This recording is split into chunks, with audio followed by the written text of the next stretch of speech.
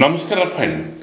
Casino king, gaming king, gambling king Congress ಶಾಸಕ KC. Veerendra alias ಪಪ್ಪಿ ಇದೀಗ ಇಡೀ ಕೈಲಿ ಸಿಕ್ಕಿಬಿದ್ದಿದ್ದಾರೆ. ದೂರದ ಸಿಕ್ಕಿಂನಲ್ಲಿ ಅವರು ಕೊನೆಗೂ ಇಡಿ ಅಧಿಕಾರಿಗಳ ಕೈಗೆ ಸಿಕ್ಕಿಬಿದ್ದಿದ್ದಾರೆ. ಜೊತೆಗೆ ಅವರ ಸಹೋದರರು ಕೂಡ ಇದಕ್ಕೆ ಸಾಥ್ ನೀಡಿದ್ದಾರೆ. ಇವೆಲ್ಲದಕ್ಕಿಂತ ಇಂಟ್ರೆಸ್ಟಿಂಗ್ ಅಂದರೆ ಇಡಿ ರೈಡಲ್ಲಿ ಬೆಂಗಳೂರಿನ ಕಾಂಗ್ರೆಸ್ ನಾಯಕಿ ಕುಸುಮಾ ಅವರ ಸಹೋದರ ಅನಿಲ್ ಅವರು ಕೂಡ ಹಣಕಾಸು ತೊಡಗಿರುವ ಸಂಗತಿ ಬೆಳಕಿಗೆ ಬಂದಿದೆ. ಕುಸುಮಾ ಅವರ ನಿವಾಸದ ಮೇಲೂ ಇಡಿ ರೈಡ್ ಆಗಿದೆ. ಹಾಗಾದರೆ ಈ ಲಿಂಕು ಮುಂದುವರೆದು ಯಾರು ಬುಡಕ್ಕೆ ಹೋಗಬಹುದು ಎನ್ನುವ ಪ್ರಶ್ನೆಯ ಜೊತೆ ಇಂದಿನ ಮಾತು ಮಂಥನ ಸ್ನೇಹಿತರೆ.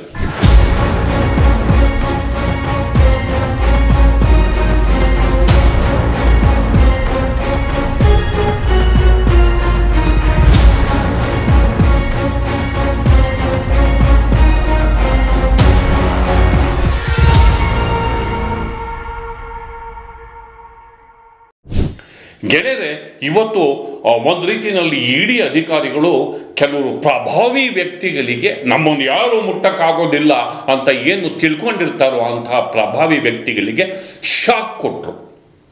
ಆವಾಗಲೇ ಹೇಳಿದ್ನಲ್ಲ, ಕ್ಯಾಸಿನೋ ಕಿಂಗ್, ಹಾಗೆಯೇ ಗೇಮಿಂಗ್ ಕಿಂಗ್, ಹಾಗೆಯೇ ಇನ್ಯಾಕ್ಯಾಥರದೋ ಕಿಂಗ್, ಇನ್ನು ಹವಾಲಾ ಕಿಂಗ್, ಇದನ್ನು ಹೇಳ್ಬೋದು, ಏನು ತಪ್ಪೇನಿಲ್ಲ. ಕಾಂಗ್ರೆಸ್ ಶಾಸಕ ಕೆ.ಸಿ. ವೀರೇಂದ್ರ ಚಿತ್ರದುರ್ಗದವರು ಅವರ ಮನೆಗೆ ಲಗ್ಗೆ ಇಟ್ಟರು. ಅದೊಂದು ಕಡೆ ಮಾತ್ರ ರೈಡ್ ಆಗಲಿಲ್ಲ. ಬೆಂಗಳೂರಿನ ರಾಜರಾಜೇಶ್ವರಿ ನಗರದ ಕುಸುಮಾ ಅವರ ಮನೆಗೂ ಇಡಿ ರೈಡ್ ಮಾಡ್ತು. ಎಲ್ಲಿಂದ ಎಲ್ಲಿಗೆ ಲಿಂಕ್ ಇರುತ್ತೆ ನೋಡಿ. ಕುಸುಮಾ ಅವರ ಸಹೋದರ ಹನುಮಂತರಾಯಪ್ಪ ಅವರ ಮಗ ಅನಿಲ್ ಕೆ.ಸಿ. ವೀರೇಂದ್ರ ಅಲಿಯಾಸ್ ಪಪ್ಪಿ ಅವರ ಜೊತೆಗೆ ಲಿಂಕ್ ಇಟ್ಕೊಂಡಿದ್ದ ಅನ್ನುವಂತಹ ಮಾಹಿತಿಯ ಹಿನ್ನೆಲೆಯಲ್ಲಿ, ಹಣಕಾಸು ಟ್ರಾನ್ಸಾಕ್ಷನ್ ಇತ್ತು ಎನ್ನುವ ಮಾಹಿತಿಯ ಹಿನ್ನೆಲೆಯಲ್ಲಿ ಈ ರೈಡ್ ನಡೀತು. ಹಾಗಾದರೆ ಇಡಿ ಏಕಾಏಕಿ ಯಾಕೆ ರೈಡ್ ನಡೀತು? ಬೇಕಾದಷ್ಟು ಅಲಿಗೇಷನ್ ಮಾಡ್ತೀವಿ. ಇಡಿ ದ್ವೇಷದ ಕ್ರಮ, ಸೇಡಿನ ಕ್ರಮ, ಎದುರಾಳಿಗಳನ್ನ ಬಡಿಲಿಕ್ಕೆ ಮಾಡುತ್ತೆ ಇಡಿ. ಹಾಗಾದರೆ ಇಲ್ಲಿ ವೀರೇಂದ್ರ ಅವ್ರನ್ನ ಇಡಿ ಸುಮ್ಮನೆ ರೈಡ್ ಮಾಡ್ತಾ? ಖಂಡಿತ ಇಲ್ಲ. ವೀರೇಂದ್ರ ಅವರು ಈ ಹಿಂದೆ IT ರೈಡ್ ಆದಂಥ ಸಂದರ್ಭಗಳಲ್ಲಿ ಅವರ ಮನೆಯ ಗೋಡೆಗಳಲ್ಲಿ ದುಡ್ಡಿತ್ತು. ಅದು ಎಲ್ರಿಗೂ ಗೊತ್ತಿದ್ದ ಆ ವಿಚಾರ. ಆದರೆ ಈಗ ಅವರು ಕ್ಯಾಸಿನೋ ಕಿಂಗ್ ಆಗಿದ್ದಾರೆ. ಕ್ಯಾಸಿನೋ ಕಿಂಗ್ ಅಂದರೆ ಒಂದು ಪಪ್ಪಿ ಕ್ಯಾಸಿನೋ ಗೋಲ್ಡ್, ಹಾಗೆಯೇ ಓಷನ್ ರಿವರ್ ಕ್ಯಾಸಿನೋ ಗೋವಾದಲ್ಲಿ, ಹಾಗೆಯೇ ಪಪ್ಪಿ ಕ್ಯಾಸಿನೋ ಪ್ರೈಡ್, ಹೇಗಿದೆ ಹೆಸರು, ocean 7 casino, big daddy casino, ಹೀಗೆ ಕ್ಯಾಸಿನೋಗಳು ಗೋವಾದಲ್ಲಿ ಪಪ್ಪಿ ಕಿಂಗ್. ಅಂದರೆ ಹೋದವರು ಬಂದವರು ಎಲ್ಲರೂ ಇಲ್ಲಿ ಜೂಜಾಡೋದು, ಎಲ್ಲರೂ ಇಲ್ಲಿ ಹಣ ಹೂಡೋದು, ಹಣ ಕಳ್ಕೊಳ್ಳೋದು, ಹಣ ಗಳಿಸೋದು, ಅದೊಂದು ಭ್ರಾಮಕ ಲೋಕ, ಅದೊಂದು ದೊಡ್ಡ ದಂಧೆ. ಈ ದಂಧೆಯ ರೂವಾರಿ ಪಪ್ಪಿ ಅಲಿಯಾಸ್ ಕೆ.ಸಿ. ವೀರೇಂದ್ರ. ಹಾಗೆಯೇ ಅವರ ಸಹೋದರರು, ಅದರಲ್ಲಿ ತಿಪ್ಪೇಸ್ವಾಮಿ, ನಾಗರಾಜು ಅವರನ್ನು ಕೂಡ ಇದೀಗ ಇಡಿ ವಿಚಾರಣೆಗೆ ಗುರಿಪಡಿಸಿದೆ.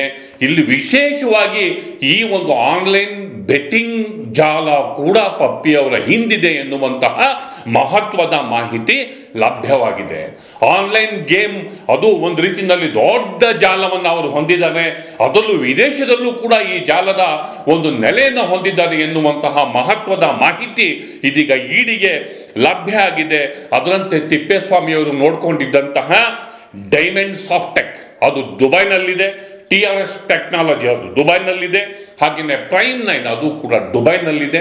ನೋಡೋದಕ್ಕೆ ಸಾಫ್ಟೆಕ್ ಅನ್ನೋ ಥರ ಇದ್ರೂ ಕೂಡ ಇವರ ಆನ್ಲೈನ್ ದಂಧೆಗೆ ಈ ಕಂಪನಿಗಳು ಲಿಂಕ್ ಆಗಿವೆ. ಆನ್ಲೈನ್ ಗೇಮಿಂಗ್, ಅದು ಆನ್ಲೈನ್ ಗೇಮಿಂಗಿಗೆ ಈ ಕಂಪನಿಗಳು ಲಿಂಕ್ ಆಗಿದೆ. ಹಾಗಾದರೆ ಆನ್ಲೈನ್ ಯಾವುದು? ಕಿಂಗ್ 567 ಆನ್ಲೈನ್ ಗೇಮಿಂಗ್, ರಾಜ 567 ಆನ್ಲೈನ್ ಗೇಮಿಂಗ್, ಇದು ಕೂಡ ಅವ್ರ ದಂಧೆ. ಹಾಗೆಯೇ ಪಪ್ಪಿ 003 ಆನ್ಲೈನ್ ಗೇಮಿಂಗ್, ಹಾಗೆಯೇ ರತ್ನ ಗೇಮಿಂಗ್ ಆನ್ಲೈನ್ ಗೇಮಿಂಗ್, ಇದು ಕೂಡ ಒಂದು ದಂಧೆ. ಅಂದರೆ ಭಾರತದ ಉದ್ದಗಲಕ್ಕೂ ಬೆಟ್ಟಿಂಗ್ ಮಾಫಿಯಾದ ಪ್ರಮುಖ ವ್ಯಕ್ತಿ ವೀರೇಂದ್ರ. ಹಾಗೆಯೇ ವೀರೇಂದ್ರ ಅವ್ರ ಜೊತೆಗೆ ಲಿಂಕ್ ಇಟ್ಕೊಂಡಿರುವಂತಹ ಅನಿವಾರ್ಯತೆ ಅನಿಲ್ ಅವರಿಗೆ, ಹನುಮಂತರಾಯಪ್ಪನ ಮಗನಿಗೆ, ಕುಸುಮಾ ಅವರ ಸಹೋದರನಿಗೆ ಏನಿತ್ತು ಅನ್ನೋದೇ ಅಷ್ಟೇ ಸೋಜಿಗ. ಮತ್ತು ಅವ್ರ ಮನೆ ಮೇಲೂ ಕೂಡ ದಾಳಿಯಾಗಿದ್ದು ಕುಸುಮಾ ಅವರ ಮುದ್ದಿಪಾಳ್ಯ ನಿವಾಸದ ಮೇಲೂ ಕೂಡ ಇಂದು ಬೆಳಗಿನ ಜಾವ ಇಡಿ ಅವರ ಮನೆ ಬಾಗಿಲು ಬಡ್ದದ್ದು. ಆ ಲಿಂಕು ಇನ್ನು ಎಲ್ಲಿಗೆ ಹೋಗುತ್ತೋ ಅದು ಕೂಡ ನಾವು ನೋಡಬೇಕಾಗುತ್ತೆ. ನಾವು ಅದನ್ನು ಹೇಳಬೇಕಾಗಿಲ್ಲ. ಇದನ್ನ ನಾವು ಯಾಕೆ ಸ್ಪೆಸಿಫಿಕ್ ಆಗಿ ಹೇಳ್ತಿದ್ದೀವಿ ಅಂತಂದರೆ, ಒಬ್ಬ ರಾಜಕಾರಣದ ಹೆಸರಲ್ಲಿ ಪ್ರೊಟೆಕ್ಷನನ್ನು ತೆಗೆದುಕೊಂಡು ಹೇಗೆಲ್ಲ ದೈತ್ಯ ಸ್ವರೂಪನಾಗಿ ಬೆಳೀಲಿಕ್ಕೆ ಸಾಧ್ಯ ಅನ್ನೋದೇ ಮುಖ್ಯ. ಹಾಗಾದರೆ ಈ ವೀರೇಂದ್ರ ಇಡಿ ಕಣ್ಣಿಗೆ ಹೇಗೆ ಬಿದ್ದ? This is most important. ಜೋಧ್ಪುರದಲ್ಲಿ ಹವಾಲಾ ಕಿಂಗ್ ಪಿನ್ ಸಮುಂದರ್ ಸಿಂಗ್ ಅಂತ ಇರ್ತಾರೆ. ಬರ್ತನದಿಂದ ಬಂದವನು ಬೆಳೆದು ದೊಡ್ಡ ಹವಾಲಾ ಕಿಂಗ್ ಆಗ್ತಾನೆ, ಗೇಮಿಂಗ್ ಕಿಂಗ್ ಆಗ್ತಾನೆ, ಗೇಮಿಂಗ್ ಮಾಫಿಯಾ ಆಗ್ತಾನೆ. ಆಗೋದಕ್ಕಿಂತ ಮೊದಲು ಹುಬ್ಳಿನಲ್ಲಿ ಇರಬೇಕಾದ್ರೆ ವೀರೇಂದ್ರ ಪರಿಚಯ ಆಗುತ್ತೆ. ಇಬ್ಬರು ಸೇರಿಕೊಂಡು ಕ್ಯಾಸಿನೋಗಳನ್ನ ನಡೆಸ್ತಾರೆ. ಇಬ್ಬರು ಒಬ್ರಿಗೊಬ್ರು ಸಹಕಾರದಿಂದ ಕ್ಯಾಸಿನೋ ಕಿಂಗ್ ಆಗ್ತಾರೆ. ಹವಾಲಾದಲ್ಲಿ ಎತ್ತಿದ ಕೈ ಆಗ್ತಾರೆ.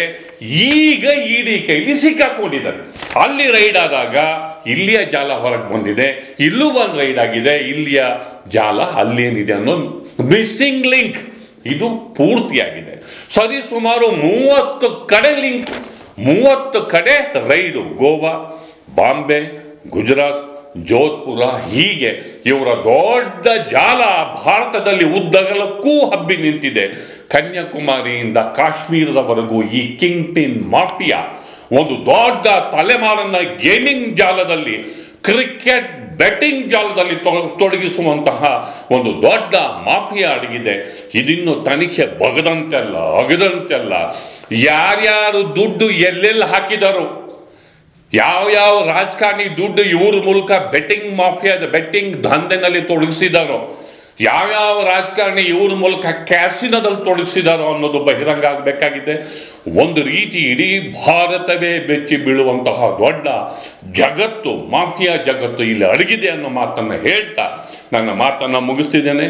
ದಯವಿಟ್ಟು ದಿ ಪೋಸ್ಟ್ ನೋಡಿ, ಲೈಕ್ ಮಾಡಿ, ಶೇರ್ ಮಾಡಿ, ಸಬ್ಸ್ಕ್ರೈಬ್ ಮಾಡೋದಕ್ಕೆ ಮರಿಬೇಡಿ ಗೆಳೆಯರೆ. ನಮಸ್ಕಾರ.